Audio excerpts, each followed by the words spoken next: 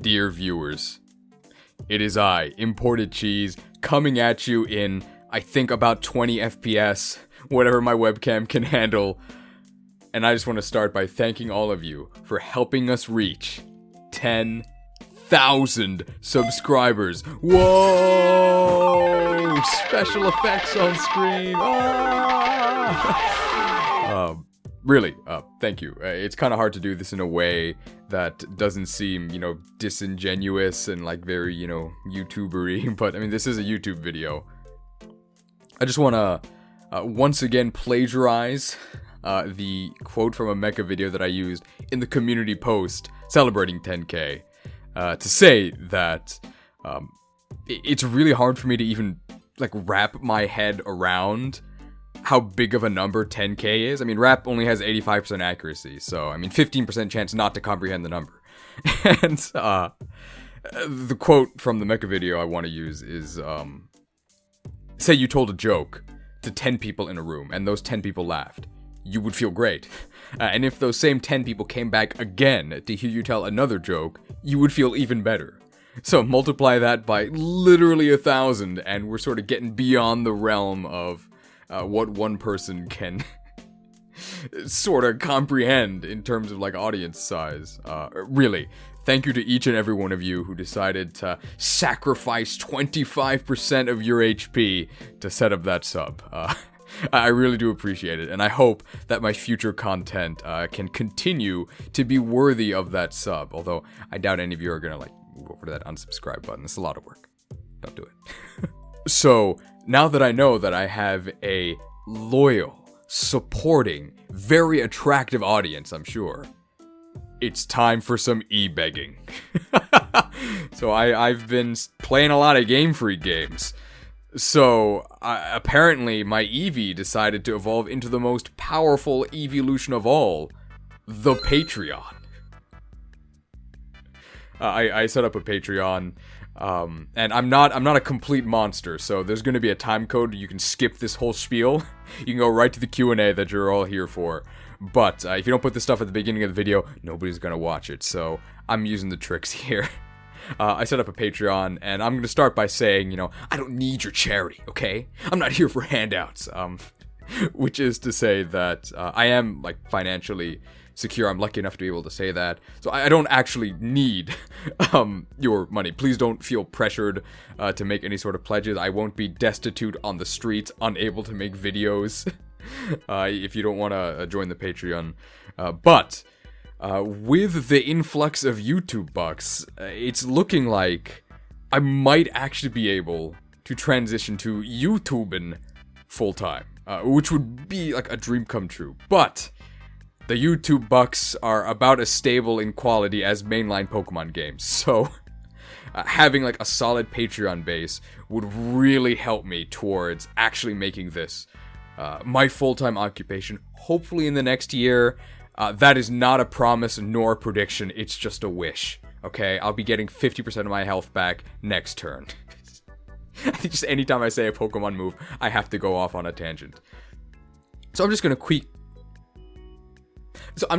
describe what the 4 tiers are. There's Tier 1, Pokemon Apartment, for when you don't want to quite go for the Pokemon home. It's $3 a month. All the prices are in USD, even though I don't live in the US, and you might not either. About half of you don't. And if you join this tier, you get a Discord emote. Is that worth $3 a month? Absolutely not. And that applies to all of the subsequent tiers, but it's about supporting your favorite creator, right? Okay, of course. I'm not going to paywall the Discord itself. I know some channels do that. It feels kind of slimy for me to paywall content that was previously available for free. I don't know who would ever do that. So you just get sort of like a special Patreon emote. I haven't even made it yet, and I'm already asking for your money. You are, of course, always free to join the Discord. You're always welcome. Link in the description. Please stop by. One step above the Pokemon Apartment is the full-fledged Pokemon Home. And for about the same price as the actual Pokemon Home, you get about as much functionality, which is to say, basically nothing. You get the Patreon emote, on the Discord. You get your name in the credits of the videos. And probably the most tangible thing is you get to submit teams for and vote on bonus episodes of the Karen Trainer series. So the Karen Challenge series is where I try to win with fan-submitted favorites on Showdown Ladder. They don't have to be good Pokemon, they just have to be your favorites. You submit all 6 of them, and I try to win with them. I will be doing regular episodes of that eventually. But patrons who join at the Pokemon home tier and above will just have their own special, like, bonus episodes that eventually, everybody gets to see. But the patrons are the ones who actually get to pick. And if you've been spamming Payday, you can then join at the Pokemon Masuda Mansion level. We're not going to be researching how to clone Mew. We're going to be researching how to make Pokemon videos on YouTube. Very exciting. So you get all the previous stuff, but you get a minor bonus, which is now you can submit quotes for me to say at the end of videos. So whatever you want me to say, I'll say it. Whatever. It can be like, I like grape jelly. Or, when I was a lad, I ate 5 dozen eggs every morning to help me get large. Whatever you want. Big asterisk. Obviously, I'm not going to say things that are, like, hurtful or hateful. But, like, if it's, like, wacky or goofy or, like, something I just, like, don't want to say, but you think would be funny, I'll probably say it. And finally, if you've got that Gigantamax Meowth, and for whatever reason you want to donate at this tier, there's the Pewter Palace, where Onyx is busy repenting for his sins by just feeding me copious amounts of money. And the bonus for this tier is I'm going to be posting the scripts and voiceovers for videos in advance of when they're done. I just post the videos on YouTube when they're done, but usually the scripts and voiceovers are done a couple days ahead. It just takes me a while to actually, edit the video together with all the visual assets. And you'll get to see those a little bit early. Why not make this actually, early access to the videos? That's a good idea. Maybe if I could actually finish videos ahead of when I post them. To be seen. Now, if you've endured that relentless self-promotion, probably at 1 HP, and be careful because you can't endure for multiple turns, how about we actually do the Q&A? Imagine that. So thank you to everybody who submitted questions for me to answer on the community post. I'm going to be answering questions from 42 different posters today. If I don't answer your question, hopefully it's because your question is sort of included in one of the questions I do answer, and if not, I'll go back to the post after this video goes up and just type out an answer. Hopefully you're not too disappointed. Thank you again for submitting. And how about we get into this? So I've roughly divided the questions into like channel/Pokemon stuff first. Then it's going to move into like other video games / Japan stuff. And then at the very end, like more like personal imported cheese stuff. Roughly. There's going to be some questions that like bleed into other categories. Nobody's setting the rules here except for me. I guess I haven't set rules that strictly. Just a note about the B-roll in the background, that's just the raw footage from what I capture when making my glitch series. Just so you can kind of get a peek at that and have something for your eyes to look at other than like this dude wearing like Hello Kitty pajamas in like the corner of your screen. Let's get started. So these first few questions kind of form a set. I'll try my best to read your names. I'm sorry if I make any mistakes. Our first question comes from Artist Ethan. Pretty sure I read that right. What is your real name? It's connected to question number 2 from a girl. Why are you cheese? And why are you imported? Good question. Question number 3 from Justin Suss. Don't trust this guy. Can you do a cheese reveal, not a face reveal, but a cheese one? Well, face reveal, are you ready? I've done it, okay. You've got that. So those 3 kind of go together, so it is time to finally answer the eternal question, or at least the question since roughly May of last year. What cheese is the imported cheese? And it's tied to my real name, which is sort of why I've been kind of hesitant to release until now, but I'm a public figure, right? Here goes. So, you know my first name already. It's Omar. Pretty common, like, Middle Eastern name. What's my last name? It's a type of cheese. Place your guesses in the comments now, okay? No cheating, because I'm going to reveal the actual answer in about 15 seconds. Furiously type your cheese predictions right now, okay? I'm trying to get you to post more comments. Okay, are you ready? Alright. So, my name is Omar Gouda. There you go. So, the answer is Gouda. So, Gouda cheese, I had to look this up. It's from Holland. I'm not from Holland. Nobody in my family is from Holland. I think Gouda, it's in Arabic. It's originally an Arabic name. In Arabic, it sounds much closer to Judah. And I believe it means, like, generous or, like, kind. Generally good stuff. But when it gets put in English, it becomes Gouda. And it just becomes a joke. Because it's now a type of cheese. Thankfully, here in Japan, Gouda cheese is actually called Gouda cheese. Which is closer, I think, to how you would say it in Dutch. But my name is no longer associated with cheese, because my name in Japanese is just Gouda, not Gouda. So I'm finally free, except I now run a YouTube channel based on cheese. And I'm imported because I was born and raised in America, but I now live here in Japan. And if you're wondering why I didn't go out and actually buy, like, literally imported, like, Gouda cheese for the reveal, it's because you haven't yet supported me on Patreon. Please do that. Seriously, cheese is really expensive here. I think all of this ties directly into question number 4 by QB Animates? Who asks, what's your favorite flavor of cheese?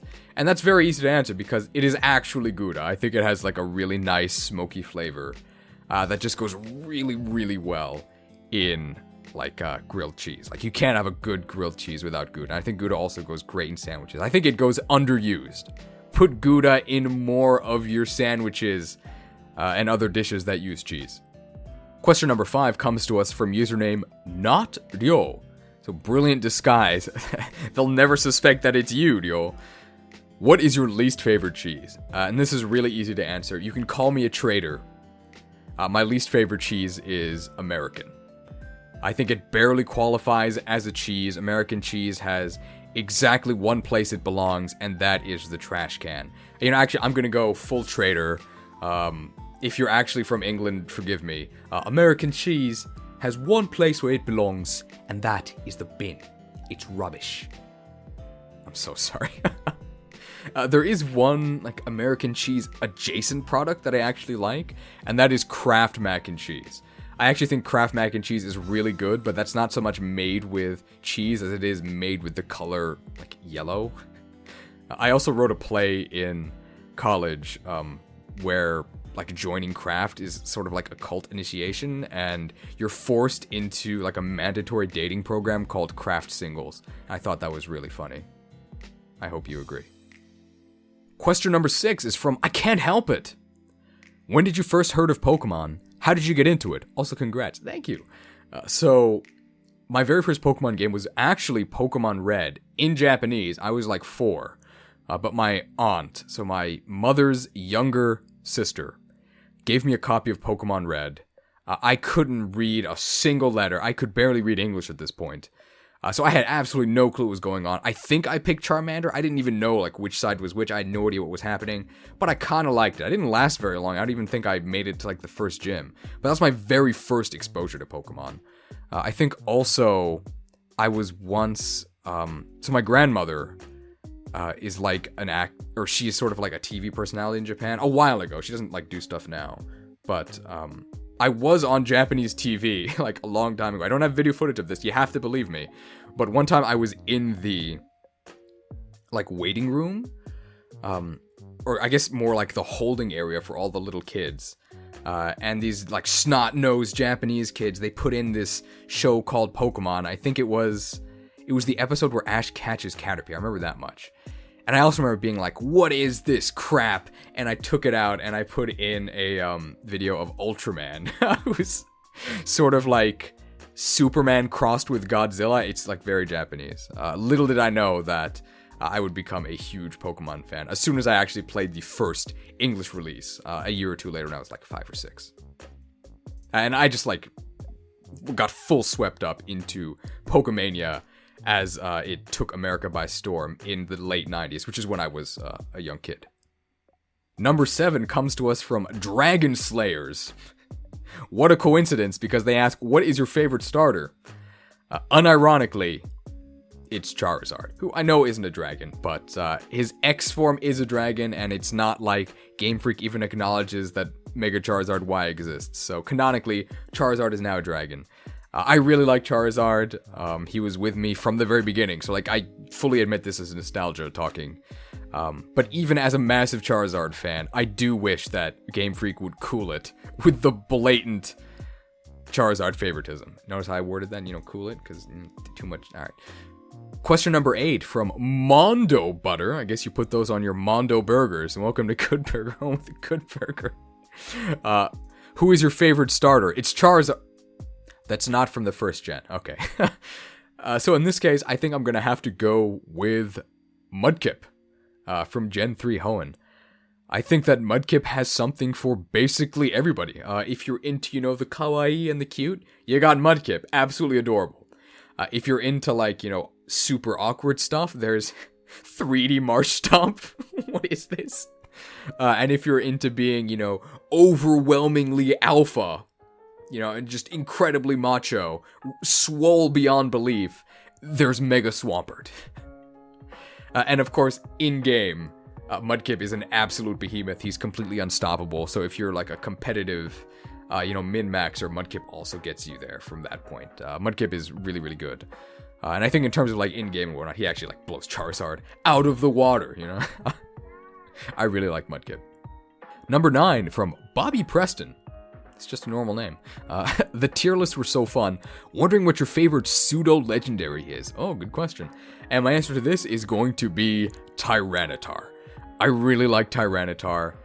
I just think he's very powerful, but he's also, well-balanced. He's not, unstoppable.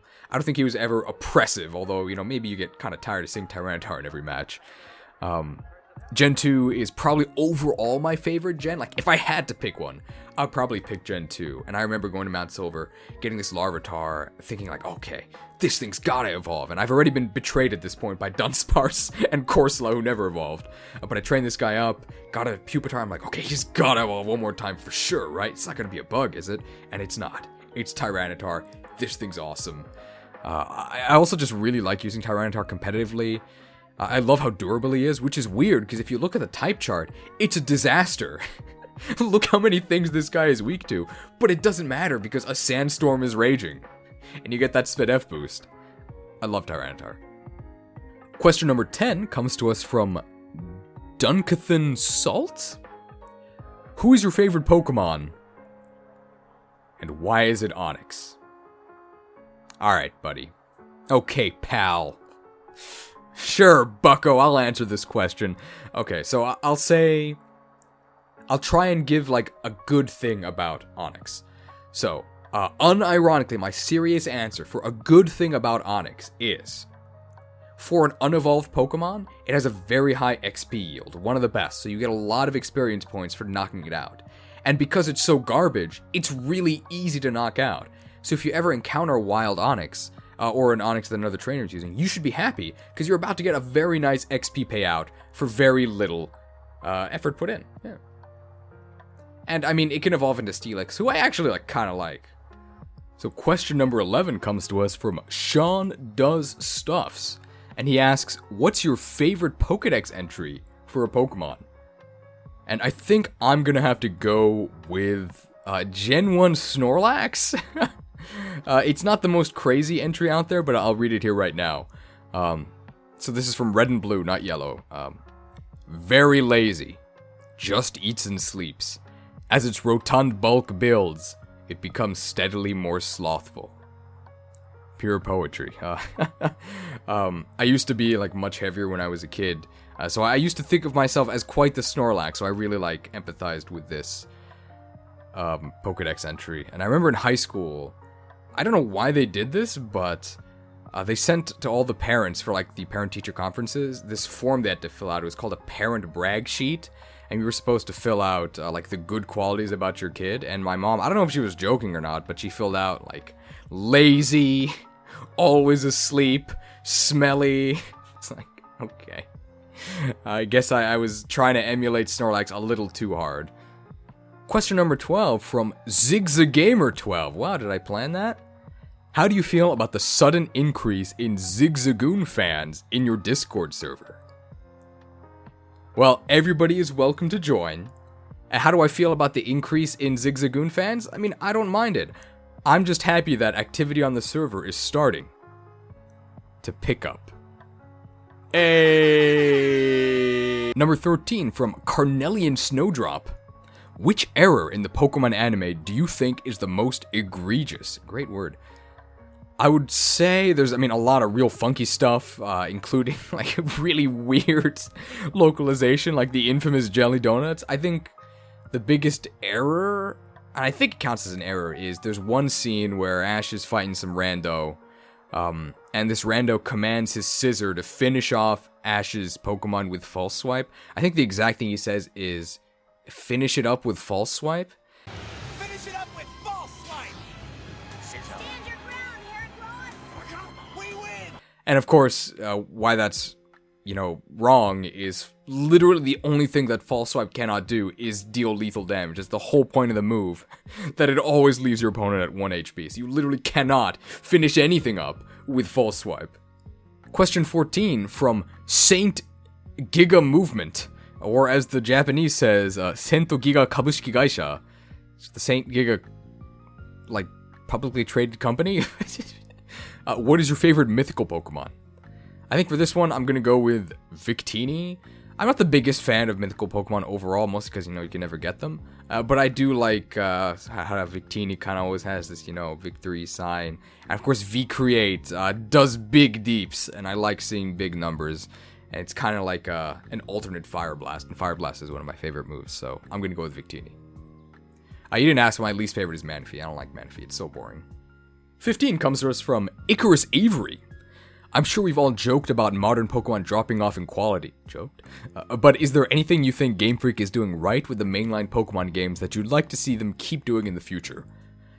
Absolutely, quality of life changes. I think quality of life has gone, strictly up in recent generations, and I think that is to be commended. Gen 5, we've got reusable TMs. I really like that. Gen 6. Gen 7, they finally killed HMs. Good riddance. I have not missed them for a second. I thought Ride Pokemon were a fantastic, in-world replacement. Just 100% approved.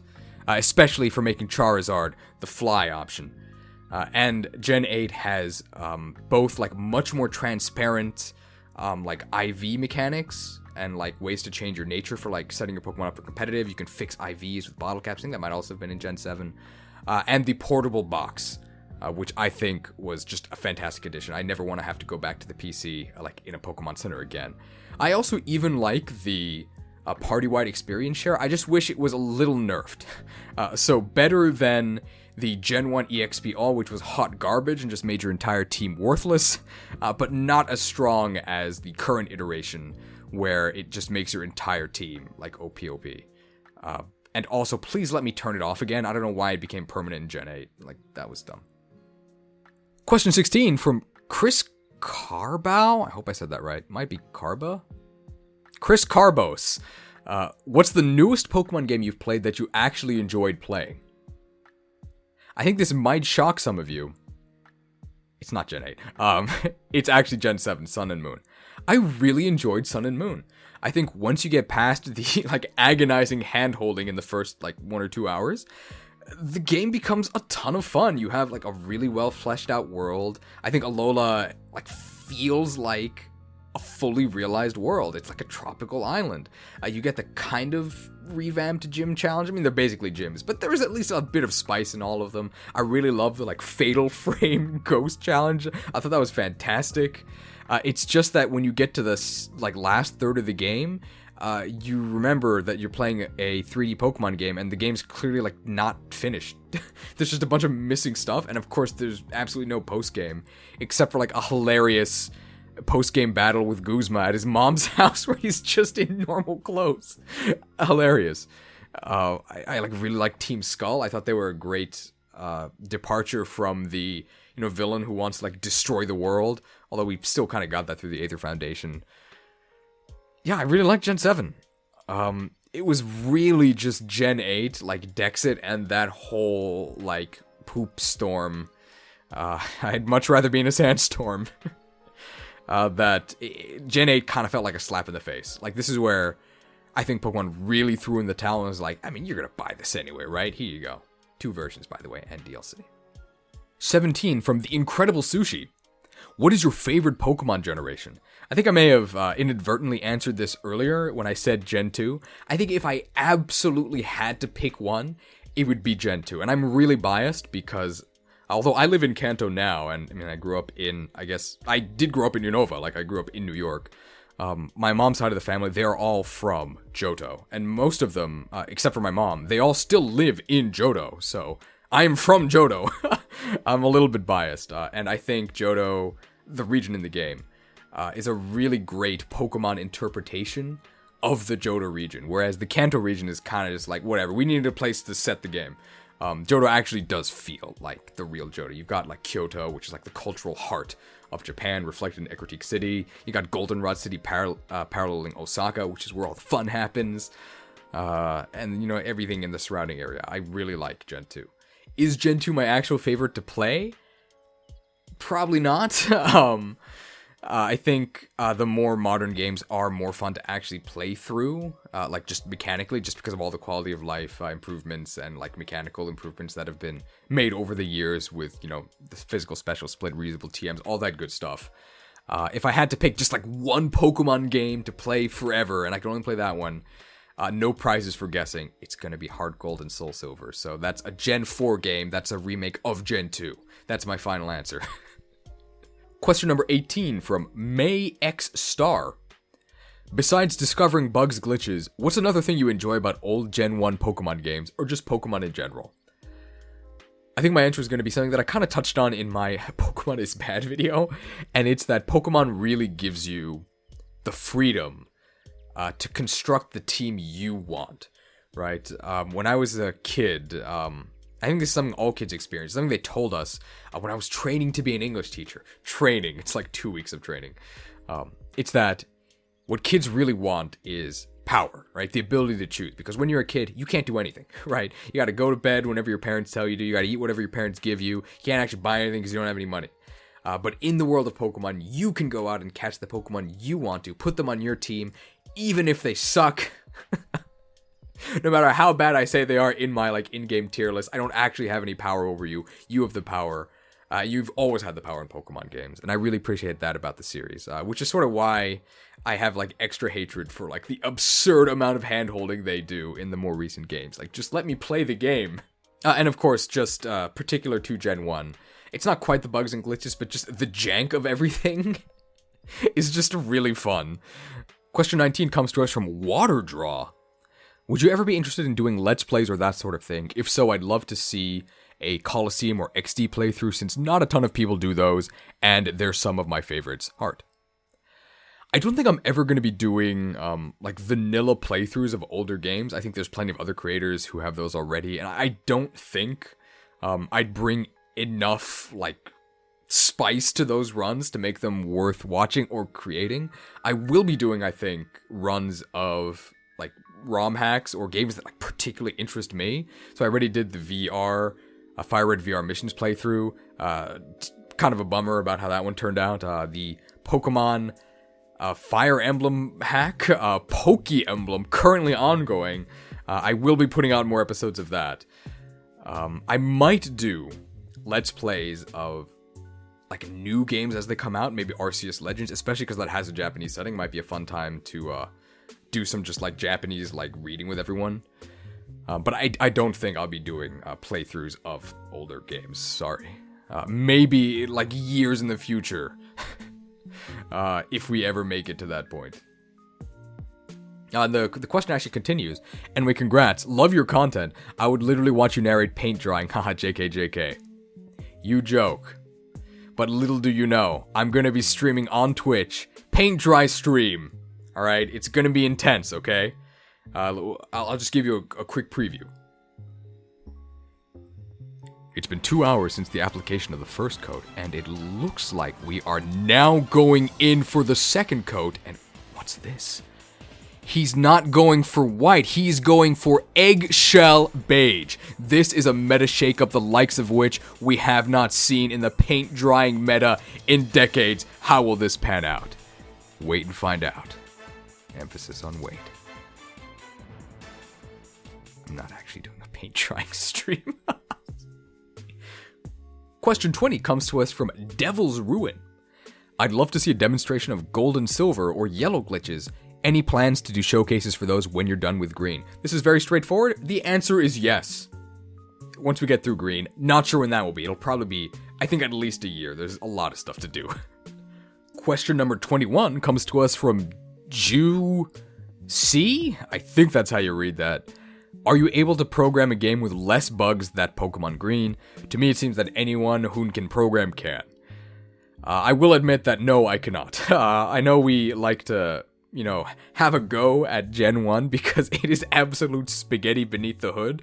But when you're actually, playing the game, especially when you're playing it for the first time, in the 90s, and you don't know about any of this stuff, the game actually holds up alright. You can't really tell that all this stuff is broken. And part of that is because the game doesn't really tell you anything. But, the games get, way better, starting from Gen 2 onwards, in terms of technical stuff. Obviously, they're still not perfect, which is why there are gold and silver glitches.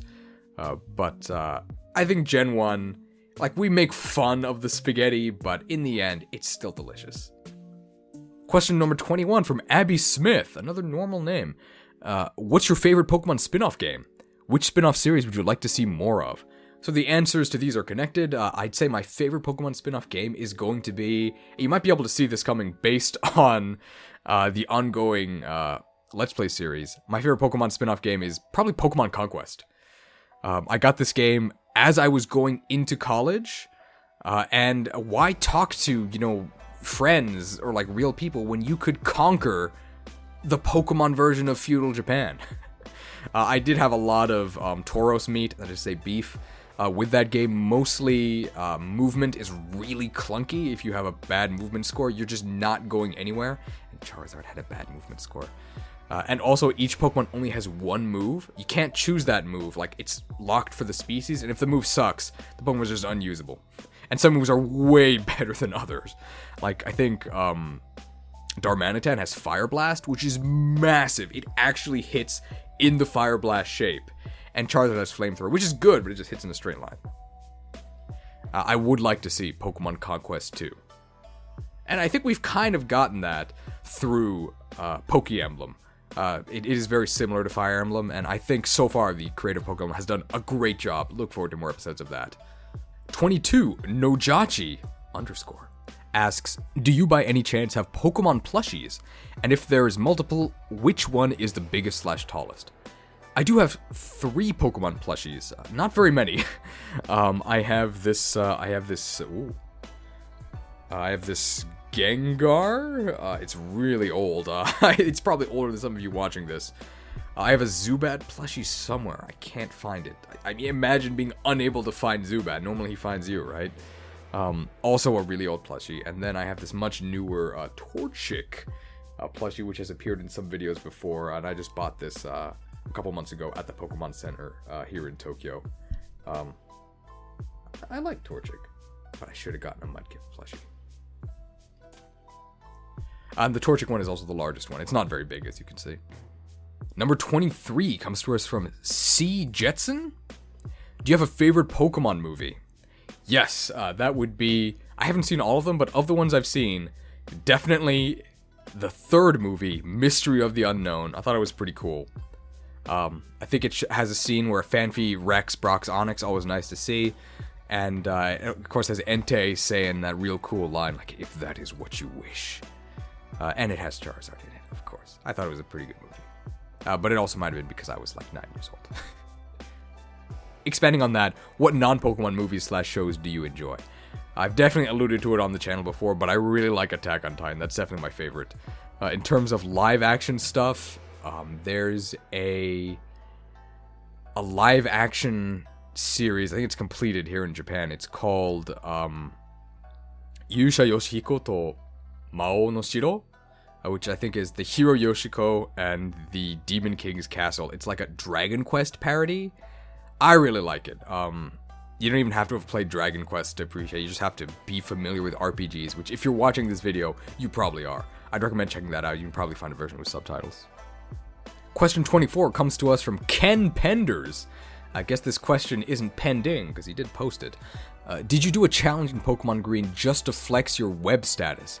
I assume he means weeb. Kind of.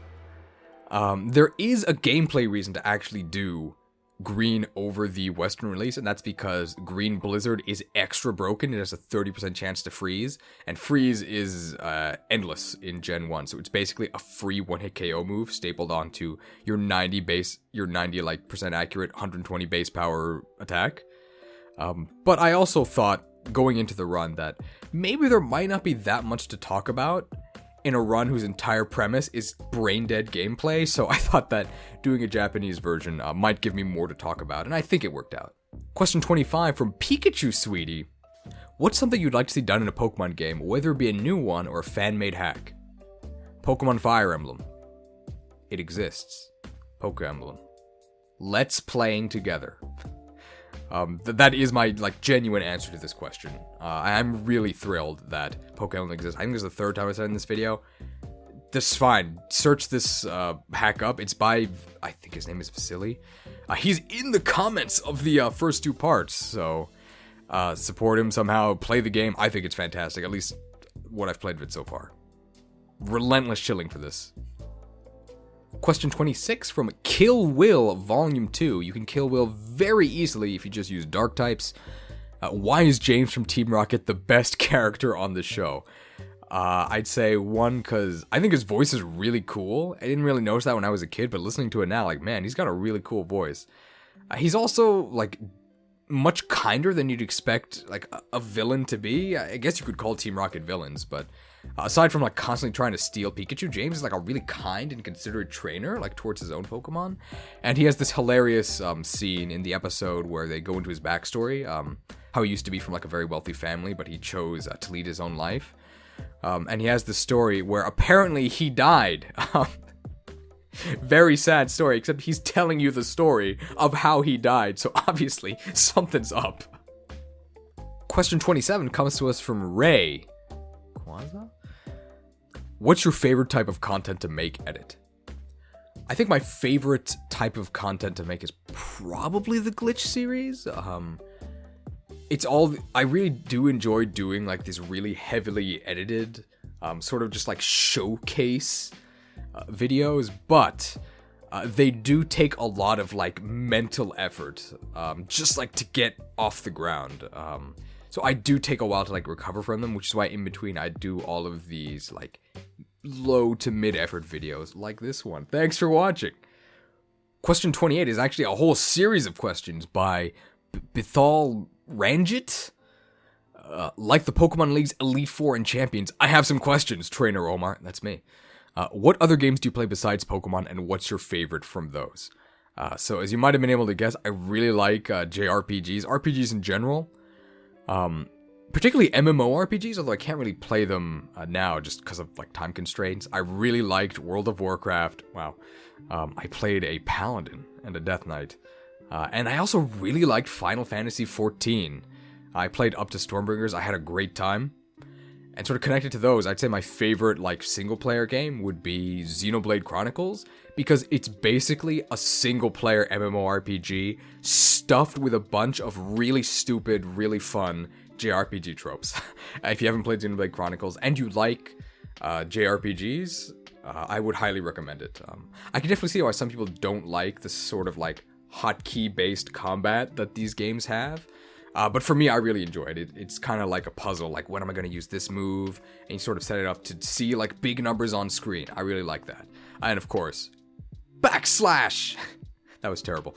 Backslash! Backslash!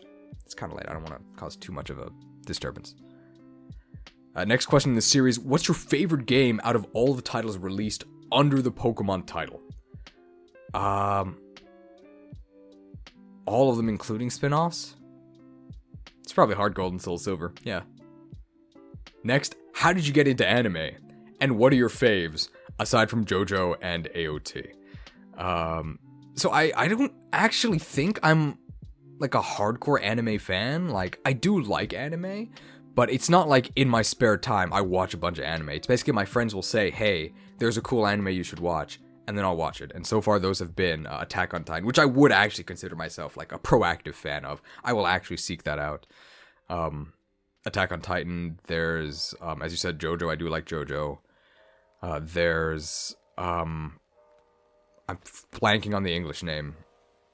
The Japanese name is Kimetsu no Yaiba. Demon Slayer, that's it. Demon Slayer I really liked. And a recent series that I've seen all the episodes for is Jujutsu Kaisen. I don't even know if there is an English title for that, but I recommend all of those.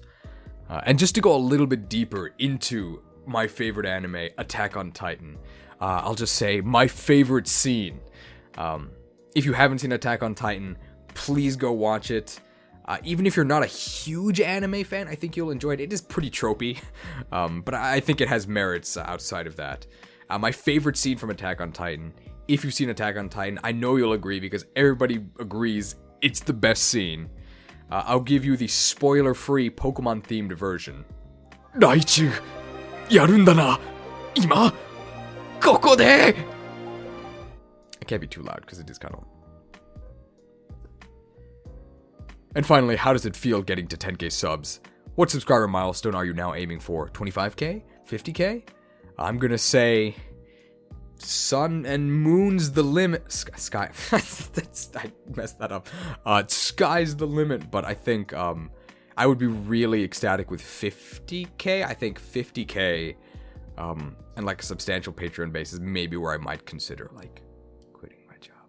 Consider, no promises. 29 from X Reg X. You watch Mecha. What's your favorite bad unit in the Fire Emblem series? This is a fun question. So I think my favorite bad unit might be Kanos from FE7. Was that Blazing Sword? Actually, Kanos might not be a bad unit. I think people agree he's like good. I think he's actually more like overrated. I really like his monocle. I guess the more accurate answer to your question would probably be Fire Emblem 6 Binding Blade Gonzalez. He cannot hit anything. This man is blind. But it's just really fun to actually have a bandit on your side. I don't think there's any other game where you can do that aside from like 3 houses, but that doesn't really count. It's not like enemy bandits join you. And of course, when he gets to the Berserker upgrade, you have that Fire Emblem 6 30% class crit, which is just ridiculous. So you can just cleave things all day with massive, almost like 50% crit, assuming you actually hit. It's a ton of fun. Question 30 from Aberrits?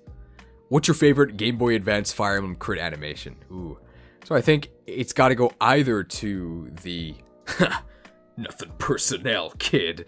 Swordmaster crit animation, where they teleport not only behind you, just like all over you. I really like that. Or the warrior helicopter crit. Just a shame that GBA warriors kinda suck. Question 31 from Muted. Was Japanese your second language? How long were you studying? So Japanese is my second language. I am not a native speaker at all. You might be able to tell from the fact that my name is Omar and not like Yoshimune. That Japanese was not the dominant culture in my house growing up, so I was never taught Japanese. Although I did ask to be taught. Wish not granted. The first Japanese word I ever learned was actually urusai, which literally means like noisy. Like you could say like, oh, the TV is urusai, but when you're shouting it at a kid because you're angry, it means like shut up. So my mom is a fluent English speaker, but when she'd get really mad, usually because I deserved it, she would sometimes shout at me in Japanese. So I learned that urusai meant shut up pretty quickly. In terms of actual like formal study, I started in college, which for me was 8 years ago. So that was my first like real Japanese lesson. I spent 4 years studying that in college, and I guess 4 like passive years of learning here in Japan, so 8 years total, to not even be able to speak at the same level as an elementary schooler. So, great job, Omar. You really studied hard. And when I say that, I mean like speaking-wise. Obviously, I am way more literate than an elementary schooler. I can read a lot more than they can.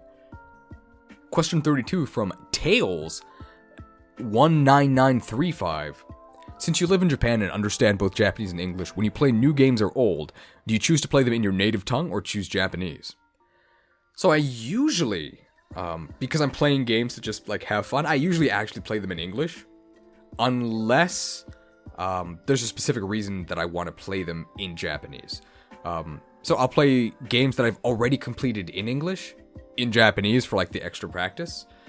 Or I'll play games that simply aren't available in English, in Japanese. Thanks to my ability to read Japanese, I was able to play Fire Emblem Fates a year early. Unfortunately. Question 33 comes to us from Frostbite. What's the funniest translation from Japanese to English you noticed in any game? I think I would have to give it to a game called Rune Factory 4. You may have heard of it, you may not have. It's a farm sim, but it's also a JRPG, so this is a very specific audience that I don't really think exists outside of Japan. It does to an extent, but definitely very niche. And I wouldn't say it's a bad translation, it's just really funny, to me at least. So, in Japanese, the words for alcoholic drink, which you've probably heard of, it's sake. It's almost the same as the word for salmon, which is also sake. There's definitely a difference, obviously based on the sentence you can tell, and if you're a native speaker, there's some intonation thing that I can't possibly fathom. They're not the same word, but they do sound similar. And there's a scene where your character in Rune Factory 4 is talking to like this fisherman, and this fisherman just like stumbles a bit. He like trips over something on the road. And then your character goes like, "Hey, you better go easy on the salmon, huh? You're looking a little unsteady on your feet, a little wobbly." And the fisherman obviously has no idea what you're talking about because you don't get drunk from eating salmon. And to just like a purely Western audience, this makes zero sense. And your character doesn't address this. He just keeps going on about how he needs to like go easy on the salmon, and the fisherman continues to be confused. And this whole interaction is just a complete like mystery, unless you know that the words for sake and like alcoholic drink and salmon are similar, in which case it's kind of like a fun in-joke. Question number 34 comes to us from Mr. 131, who asks, "Anata wa saru desu ka?" どうしても猿に戻りたいんだけど、残念ですが、人間どもです。Question 35 comes to us from Emilia Villiers, and they ask, "I was wondering, if you're willing to share, that is, what was your life like before you moved to Kanto? Less Rattata-filled, I imagine, but I'm still curious. Do you miss your old home, and would you move back if you could?" So I'll try to answer this kind of briefly, without giving my whole life story, but in short, it was pretty good. I didn't leave America because something terrible happened. I just, did 4 years of high school, 4 years of college, and then my job right out of college was English teaching in Japan. So I basically spent zero time in America as a working adult. I've lived in Japan since graduating from college and living on my own. And that's how I see it for the foreseeable future. I would say my previous life was actually more Rattata-filled because New York City is a cesspool, featuring the Statue of Liberty, which is nice. I miss some aspects of my old home, mainly the non-Japanese food. Japanese food in Japan is really good. Other types of food, not so much. Thankfully, I like Japanese food. I do miss my family a bit, but my family's really small. It's literally like my mom and my sister, and they can visit me here because they really like Japan. Would I move back to America if I could? Probably not. I think America has a lot of issues. Japan has issues too. But like the number one reason I wouldn't move back is probably just because of healthcare. Yeah, like not a very fun topic, but I mean, I am young and invincible. So I pay for health insurance here, even though I don't use it that much. Crazy. Because it helps other people. We live in a society. Whereas in America, if you get injured, good luck. Is the best I can say. What an absolutely barbaric system. I don't know how people abide by it. It's terrible, and it's one of the main reasons I'm not going to be moving back. Also, as somebody who is, Japanese and Egyptian, those are my, roots. I've never really been treated as, a normal, American. I don't think I ever will be. So I may as well also be treated as a foreigner in a country where at least they won't, take all of my money if I injure, my toe. Question 36. Kira Midori asks, weird questions here. Number 1, are you invested in the stock market, and what are your thoughts on it? So I'm not invested, but that's just because I, lack the knowledge. I probably would be invested if I knew more about it, or put in the effort to research it. What are my thoughts on it? I'm not of the school where I think capitalism needs to be abolished, but I don't appreciate how the stock market basically plays games with people's investments, and people can have their lives ruined due to the scheming of the bigwigs. I don't really like that at all. Kind of a tangent, but in Animal Crossing, you know how they, instead of the stock market, they have the turnip exchange. So in Japanese, the word for stock is kabu. You've actually heard it earlier in one of the usernames. But the word for turnip is also kabu. So that's the reason why they trade turnips instead of stocks. It's not just we're like animals, so of course we trade in turnips instead of stocks. And I guess the translators, they were just all right, there's no way we can do this. We're just going to lean into the zaniness. Animals trade turnips. Question number 2. What's your relationship status? This is a spicy one. Sorry, I'm kind of going to cop out here. I'm not going to tell you. But consider this. With this voice, do you really think I'm single? I'm really short. I might actually be single. Maybe. You don't know. Question number 3. Favorite food? Probably sushi. There's lots of different types of sushi. I really like sushi. Favorite soda? I don't think it exists outside of Japan, or at least it's not easy to get, but it's called Pocari Sweat. Awful name. But it's a grapefruit flavored sports drink, which I just really like the taste of it. I think it's absolutely delicious. And favorite anime? You already know. I am free. Number 4, if you could have one Pokemon exist in real life and you could only own the one, who would it be and why? You might be expecting me to say Charizard. I'm actually going to say Ditto. And not for those reasons, okay? It's because of the anime with the anime episode with the acting troupe and the Ditto.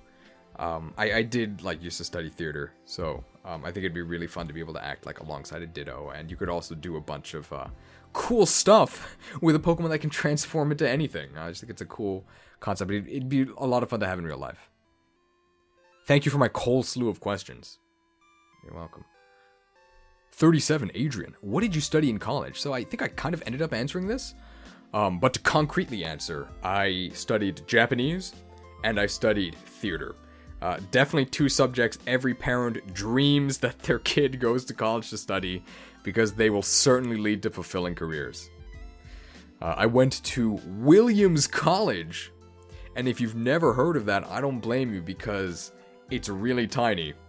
And it has a super boring name, Williams College. Could it be any more boring? I don't know.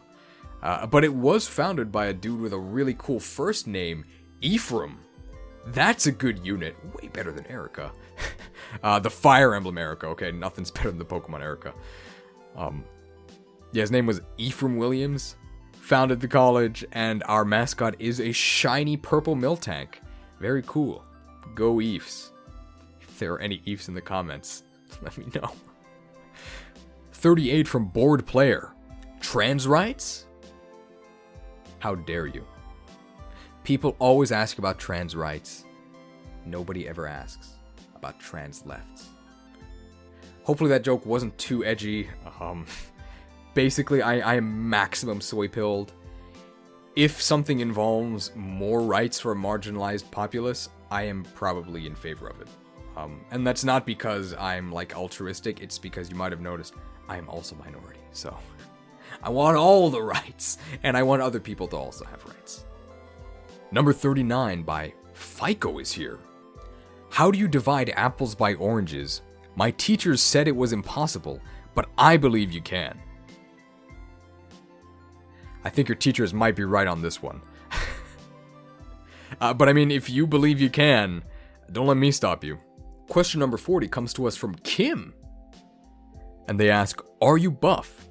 If so, are you natty? So in the broccoli and chicken like month-long challenge vid, in that thumbnail, not photoshopped. Kind of. Okay, so obviously I didn't attack Wall Maria and like grab, screaming Torchics away from their family. That part's a little photoshopped, but I'm saying I didn't like use Photoshop to like buff myself up. That actually is what I looked like. You don't see what I looked like in the video. I'd say I was like very healthy, borderline buff. But that was December of last year. Since then, I am very much Snorlax status. I am very fluffy. Which is why recently on the Discord, I have started the Champions League channel. Just for like weight loss goals. I am hoping to get back in shape, hopefully by October. I have a very important appointment, and I don't want to be Snorlax status by then. Question number 41 comes to us from Grima1805. I've destroyed you in both Awakening and Echoes. I don't know how you're here in the comments, but we'll hear what you have to say, Grima. Broccoli on pizza? Yeah, I like broccoli on pizza. I think it's really good. It's like not a joke. There's nothing wrong with it. I think it tastes really good. But I guess I'm also the kind of person to eat broccoli and chicken for a month, so I maybe like broccoli more than the average person. And our final question today, question 42, comes to us from Derpy Cats, who asks, how do you achieve comedy? This is a really tricky one. I don't think I can give you a definitive answer because, one, I'm not an expert, and two, I don't think there is a definitive answer. Comedy is really subjective. But a good rule of thumb is threes. This is like the most basic advice out there, but generally, when you're making a joke or like setting up for something that's not like a traditional like self-contained joke, setup goes in threes. So you'll do one thing, a second thing, and then the punchline comes third. I think like the clearest example I can think of this, and I apologize to any of you who are gonna feel pain from what I'm about to do, but like knock knock. Who's there? Banana. Okay. Knock knock. Who's there? Banana. Knock knock. Who's there? Orange. Orange shoe. Orange, you glad I didn't say banana. See, 1, 2, 3. But please try harder than that. You obviously have to get a lot more creative with what actually goes in 1, 2, and 3, but that's the basic setup to like your most basic joke. Other than that, I think the best advice I can give is to just like learn a lot of things. Like, you never know when some like random tidbit that you learn about something might link to something else in your experience somehow that becomes a joke. So just like learn as much as you can. What a preachy statement, I'm sorry, but it does tie into making jokes, because you can't make jokes unless you have, like, the materials to make jokes with, and you never know what those materials might be. Okay. I don't know how long this video will be. I think, based on the footage I've recorded so far, after cutting out the terrible takes that you won't be seeing, it'll maybe be shy of 2 hours. It's gonna be pretty long. Thank you so much for watching, and of course, for subbing, and for posting your comments. Yeah, just thank you again from the bottom of my heart, wherever that is. It's on the left side, right? It's slightly out of frame.